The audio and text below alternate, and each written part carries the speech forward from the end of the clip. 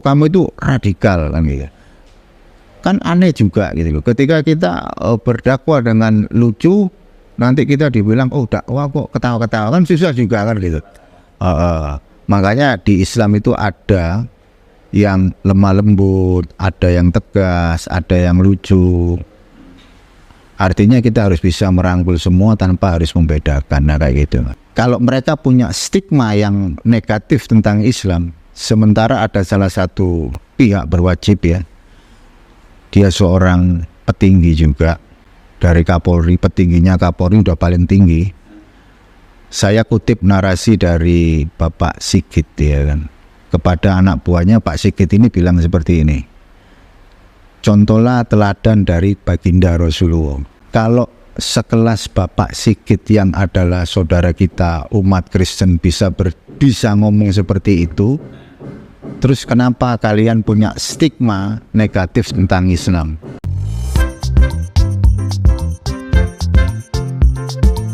Assalamualaikum warahmatullahi wabarakatuh. Kembali lagi di channel Adama Entertainment, channelnya tentang video Islam dan juga kisah mu'alaf. Sebelum mulai, jangan lupa untuk like dan juga subscribe ya. Tanpa panjang lebar, ayo kita saksikan. Kalau dari Kristen nih kita pasti udah tahu ya kan, Tuhan mereka ada natur manusianya. Sementara di dalam Judaism dikatakan Lu Is'el, jadi Allah itu bukan manusia, apalagi putra manusia, dan itu sangat kontradiktif. Apalagi di Quran kan gitu. Di Quran itu menarasikan laqad kafaru qalu innallaha salisu salasa. Jadi telah kafir lah kan gitu. Yang menyatakan bahwa Nabi Isa itu adalah salah satu dari Tuhan, nah, kayak begitu. Nah di situ saya mulai merenung. Sebelum saya proses itu saya merenung. Jadi kalau saya ini adalah seorang manusia, apalagi di Indonesia itu kebebasan dalam beragama dilindungi undang-undang, dan saya berpikir secara logika, jika di dalam perspektif Kristen saya tidak menerima terkait masalah konsep ketuhanan, dan di dalam Judaism, Yahudi, saya bukan orang Jewish, tapi ada satu agama benar, yaitu Islam, yang dimana Islam ini dianugerahkan untuk seluruh umat, nggak peduli dia mau Israel, nggak peduli dari mana bangsamu, tapi Quran menarasikan bahwa Islam itu untuk umat gitu loh, segala umat. Nah di situ saya lebih condong ke Islam, saya memilih Islam kan gitu.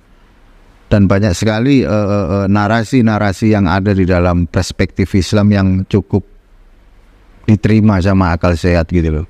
Beda kayak di Kristen, karena saya juga nggak mau menjelekkan iman saya yang lama. Beda juga dengan narasi yang ada di dalam Judaism, saya tidak mau juga menjelekkan iman saya yang lama, tetapi saya harus benar-benar ketika saya sudah hijrah di Islam, jadi saya harus bisa melakukan apa itu Islam yang benar-benar istiqomah ya. Nah situ saya mulai belajar mas. Contoh misal saya membaca Al-Fatihah itu beserta sanad itu aja lama loh saya. Jadi konsep mempelajari Quran sebenarnya, karena Quran itu kan di dalam Quran itu memakai bahasa Arab kan gitu. Di dalam kultur budaya Semitik, jadi tidak terlalu susah. Karena saya juga mempelajari Hebrew language, yaitu bahasa Ibrani di dalam satu rumpun Semsores. Jadi nggak seberapa susah gitu loh. Artinya ketika saya mempelajari Quran, di situ saya seringkali kalau saya nggak tahu, saya telepon kiai, saya telepon Pak Ustadz, nah gitu. Jadi apa yang ada di dalam Islam itu bagi saya itu penting. Makanya saya pernah bikin statement begini: silakan ambil semua yang ada di dalam diri saya, tapi tolong ya Allah, tolong jangan ambil keislaman saya. Nah saya seperti itu. Dan ketika saya tahu tentang siapa itu baginda Rasulullah dan juga para sahabat, ada satu sisi historis yang cukup menarik, yang menjadi prioritas buat saya gitu loh. Kalau baginda Rasulullah dan sahabat itu bisa menghidupkan Islam kan gitu. Karena sebagai umat Islam kita tidak boleh cari hidup dalam Islam kan gitu. Bagaimana caranya kita itu menghidupkan Islam? Kalau baginda Rasulullah dan para sahabat bisa, kenapa saya nggak bisa kan gitu. Nah di situ saya mulai terus belajar dan sampai kapanpun saya harus belajar apa itu Islam yang benar-benar perfect. Nah kayak begitu mas. Oh kalau ini gini mas, ini namanya Torah, Nevi'im, Ketuvim, ini disebut Tanakh, akronim. Jadi kalau saya sandingkan dengan Quran, ini kan Quran itu menarasikan begini mas. Nabi sallallahu alaihi wasallam kan pernah berkata, membenarkan kitab sebelumnya kan gitu, Taurat dan juga Injil kan gitu. Masalahnya di sini, ini udah masuknya ke kajian manuskrip mas. Iya, enggak, paling saya singkat lah, 5 menit kan bisa. Dan di dalam Quran juga ada narasi tentang apa itu Taurat, apa itu Zabur, apa itu Injil kan gitu. Namun di Quran juga dinarasikan bahwa mereka telah mengubah firman Allah dengan tangan mereka kan gitu. Kalau mereka mengubah firman Allah dengan tangan mereka, artinya ada sesuatu yang ditulis dalam bentuk sebuah kitab. Makanya dari kalangan luar sana selalu berkata begini nih. Nah, saya ulangi lagi. Quran menarasikan pada waktu itu kan ada narasi di Quran itu Nabi sallallahu alaihi wasallam berkata untuk membenarkan kitab sebelumnya yaitu Taurat. Nah, di sini ada Taurat nih. Terus habis gitu Injil, dan di Quran juga ada satu narasi tentang Taurat, Zabur dan Injil. Terus di Quran juga ada narasi bahwa mereka telah mengubah firman Allah dengan tangan mereka. Dengan tangan mereka artinya ada sesuatu yang ditulis. Nah, artinya ketika kita membaca Taurat ya, di sini kan ada Torah mas. Nah, Quran ini sebagai pedoman saya. Kalau di Quran menceritakan tentang Torah dan ada narasi bahwa firman Allah telah dirubah sama tangan mereka, kira-kira ini Torah yang saya pegang ini asli nggak? Tentu tidak asli dong. Kenapa? Karena mereka telah mengubah dengan tangan mereka, artinya ditulis. Nah, ketika ada narasi seperti itu, kan saya kan sering nih terjun di dunia dialog nih. Quran harus bisa membuktikan bahwa kitab Taurat itu dirubah. Nah, sekarang kita belajar dari sisi historis. Ini Torah yang saya pegang. Di sini kan ada Torah. Ini versi Masoret, mas. Ada lagi Torah yang lama itu versi Samaria, versi Gerizim. Jadi Torahnya orang Yahudi itu ada 2, mas. Ada versi yang dari kalangan Gerizim, ada yang versi Masoretik. Ini yang saya pegang versi Masoret. Artinya kalau ada 2 Torah, yang benar yang mana kan gitu? Kan ada 2 mas. Iya, berarti kemudian yang salah kan? Iya. Kalau saya bilang bagaimana saya bisa mempercayai Torah kan gitu? Bagaimana saya bisa mempercayai bahwa din atau agama Islam ada di sini, sementara ini udah dirubah kan gitu? Nah intinya di situ. Terus kita ngomongin Injil, ya. Di sini juga ada Injil di Quran ini kan Injil kabar baik. Dalam bahasa Ibrani Besora, kalau diartikan dalam bahasa Indonesia itu kabar baik. Bagaimana saya bisa mengimani Injil mereka kan gitu? Kalau Injil mereka itu ada perbedaan. Contoh misal, kalau dalam Kristen kan PP itu kan udah dikonsilikan mas, dari konsili Hippo, Kartago, Florence, Trente dan Vatikan Pertama. Itu udah dikanon. Kitabnya Ortodoks dia tebal mas.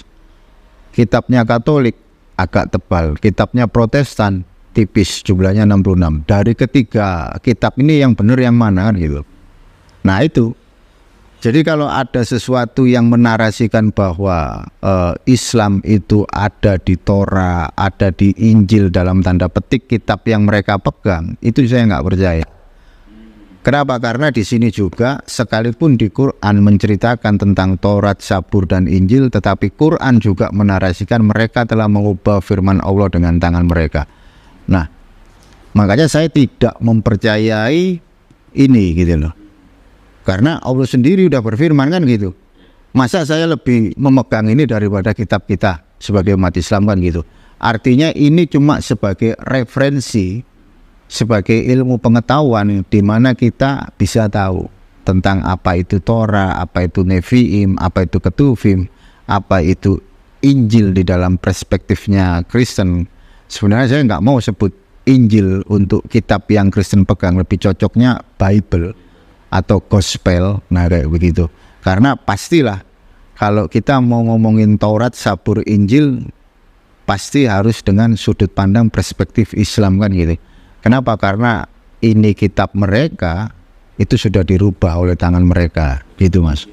Iya, jadi udah istilahnya dia itu udah nggak ori lagi gitu. Buktinya apa? Torah mereka ada 2, terus Bible mereka yang udah dikonsilikan dari Hippo, Kartago, Florence, Trinte, Vatikan Pertama itu banyak sekali varian-varian mas. Kalau New Testament-nya Perjanjian Baru itu kurang lebih ada 400.000 varian teks. Nah terus bagaimana saya mau mempercayai itu gitu. Jadi mau nggak mau, suka tidak suka, saya tetap lebih mempercayai Quran gitu loh. Ketika Quran membuat satu narasi, Quran punya jawabannya. Buktinya kitab mereka ada 2 dari kalangan Yahudi, yang dari kalangan Kristen sampai ada 3. Jadi antara Ortodok, Katolik, Protestan beda-beda kan gitu mas. Nah seperti itu. Kalau di tangan itu apa? Ini huruf Ibrani dulu. Apa artinya? Ini nenek moyang bangsa Israel. Iya. Berarti sebegitu. Iya, cintanya dulu saya sama Israel ya kan. Tapi ketika saya mendapat hidayah, saya hijrah. Jadi saya sudah enggak lagi memakai nama-nama yang berbau golongan mereka. Jadi hijrah saya bukan sekedar iman saya gitu. Mulai dari penampilan, nama itu hijrah semua gitu. Nama Al-Faris itu terinspirasi dengan apa itu? Saya sangat suka dengan perjuangan dari Sayyidina Umar bin Khattab. Beliau ada cerita yang cukup menarik ya. Baginda Rasulullah itu pernah bilang kayak begini, seandainya ada Umar gitu kan, di waktu di eranya Baginda Rasulullah kan ada 2 Umar kan gitu. Seandainya ada 1 Umar kan gitu. Nah pada waktu itu Sayyidina Umar itu dia pulang ke rumah gitu. Nah kebetulan dia waktu pulang ke rumah itu ada dari siapa gitu, dari keluarganya ketahuan baca Quran kan, marah itu Sayyidina Umar. Dia ambil pedangnya, dia mau samperin Baginda Rasulullah untuk dibunuh kan gitu. Nah ketika Sayyidina Umar itu tiba di rumah Baginda Rasulullah, di situ ada sahabatnya satu itu. Sahabatnya bilang begini, ya Rasul, kalau Umar bin Khattab itu dia istilahnya masih mau hidup, hendak mau dibunuh itu si Umar kan gitu. Terus kata Baginda Rasulullah, disuruh masuk ke kamar kan gitu. Nah ketika Sayyidina Umar ini masuk, iya kan, ketemulah dengan Baginda Rasul. Ditanya sama Baginda Rasul, wahai Umar katanya gitu, tidakkah kau percaya kepada Allah dan Rasulnya? Itu Umar tertunduk. Ditanya lagi, wahai Umar bin Khattab, tidakkah kau percaya kepada Allah dan Rasulnya? Dia duduk sampai ketiga kali dengan pertanyaan yang sama. Akhirnya Sayyidina Umar ini syahadat. Iya, terdengar takbir. Nah setelah itu dia bertanya nih sama Baginda Rasulullah, ya Rasul, berarti Islam itu benar? Iya benar. Berarti golongan Quraisy itu salah? Iya salah. Ya sudah, kita perangi mereka. Nah semangat dari Sayyidina Umar itulah yang menginspirasi saya gitu untuk memakai nama itu. Seperti itu. Oh ini pejuang nih. Iya, bagi saya mereka pejuang. Oke. Oh saya nggak peduli. Contoh misal itu sering kali mas pertanyaan ya, saya itu ditanya, Mas Umar, Jangan sampai Anda salah guru hanya karena saya ada 2 foto ini, kan gitu. Hanya karena ada 2 foto ini, saya dibilang jangan sampai salah guru.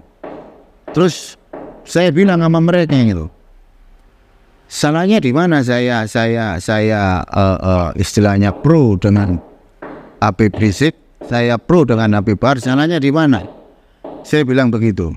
Kan banyak stigma negatif yang mereka lontarkan. Saya terus ngomong, di era Rasulullah itu ada sahabat yang tegas, ada sahabat yang lemah lembut, ada sahabat yang lucu. Nuaiman itu lucu betul. Kadang gini Mas ya. Nah ketika saya ditanya tentang ini, saya ngomong begini aja. Apakah ada dari kalian atau kita ngomongin secara universal, apakah negara pernah dirugikan sama kedua tokoh ini? Kan gitu. Ini nggak apa-apa itu ya. Ini politik loh, bahaya. Nah, kalau masalah korupsi, saya tanya ke korupsi, apakah mereka pernah memakan uang negara? Nggak pernah kan gitu. Nah di situ mereka nggak bisa ngomong. Tapi saya selalu distigmakan dengan, oh kamu itu radikal kan gitu. Kan aneh juga gitu loh. Ketika kita berdakwah dengan lucu, nanti kita dibilang, oh dakwah kok ketawa-ketawa, kan susah juga kan gitu. Makanya di Islam itu ada yang lemah lembut, ada yang tegas, ada yang lucu. Artinya kita harus bisa merangkul semua tanpa harus membedakan. Nah kayak gitu Mas. Jadi kalau mereka punya stigma yang negatif tentang Islam, sementara ada salah satu pihak berwajib ya, dia seorang petinggi juga dari Kapolri, petingginya Kapolri udah paling tinggi. Saya kutip narasi dari Bapak Sigit ya kan, kepada anak buahnya Pak Sigit ini bilang seperti ini, contohlah teladan dari baginda Rasulullah. Pernah ada di berita aman itu. Nah kalau sekelas Bapak Sigit yang adalah saudara kita umat Kristen bisa ngomong seperti itu, terus kenapa kalian punya stigma negatif tentang Islam? Berarti ada sesuatu yang salah dalam pemikiran dia gitu. Nah, sepertilah kisahnya, bagaimana kan kisahnya ini sangat menginspirasi kita bahwa kita itu sebagai umat muslim, dengan adanya video ini kita itu menjadi terinspirasi bahwa kita itu bisa lebih baik lagi. Dan dengan video ini juga mungkin kalian juga yang mungkin non muslim ya, yang menyaksikan ini, kalian juga mungkin ada gambaran seperti apa bahwa agama Kristen itu tidak selalu misalnya benar ya, karena banyak juga kontradiksi di sini bahwa agama Kristen, agama non Islam misalnya gitu ya, jika orang-orang mereka itu mualaf itu karena apa, kebanyakan itu mereka itu tahu bahwa Islam itu adalah agama yang benar, agama yang lebih masuk akal daripada agama-agama lainnya. Dari mana kita itu bisa tahu hal itu ya, karena kita mempelajari Al-Quran dan mempelajari agama Islam gitu. Kita itu harus terpikir terbuka. Indonesia itu emang toleransi ya, tapi ketika kita dihadapkan dengan sesuatu agama gitu ya, kita harus mengkaji, misalnya agama Kristen seperti ini, agama Hindu seperti ini, agama Islam juga seperti ini, dan berbeda-beda ya, karena di Indonesia itu banyak banyak sekali agama ya, tapi kebanyakan di channel ini adalah tentang agama dari non muslim ke muslim, dikarenakan agama Islam adalah agama yang paling sempurna di dunia ini. Sampai akhir zaman pun Al-Quran itu berkata bahwa Allah itu akan menjaga Al-Quran sampai hari akhir. Nah seperti itulah bagaimana kisahnya ya. Dan jika kalian suka, jangan lupa untuk like, comment, dan subscribe ya. Dan nantikan video saya selanjutnya. Wassalamualaikum warahmatullahi wabarakatuh.